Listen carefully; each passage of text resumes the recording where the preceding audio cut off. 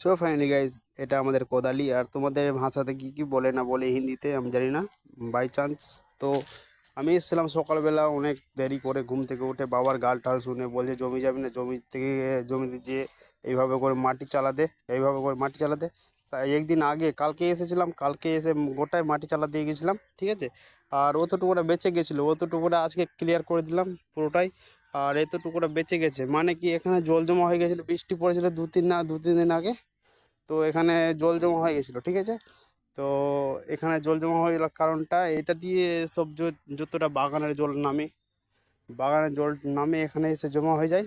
তো ওই জন্য এটা দিয়ে জল পাস হয়ে তারপর পিছে ওই সাইডে একটু নদী আছে, ছোটো দিকে ডাঁড়া, ঠিক আছে, ছোটো দিকে ডাঁড়া বলে ওইদিকে এসেছিলাম। কিন্তু গোটায় কাজ করে করে এসে আর কোদাল দিয়ে আমার পা এতটা কেটে গেছে, কোদাল চালাতে চালাতে আমার পা পুরোটা কেটে দিয়েছি।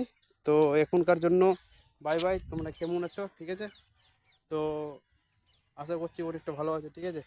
যারা যারা কোদালের হিন্দি মানেটা জানো তাদের কমেন্ট করো, ঠিক আছে।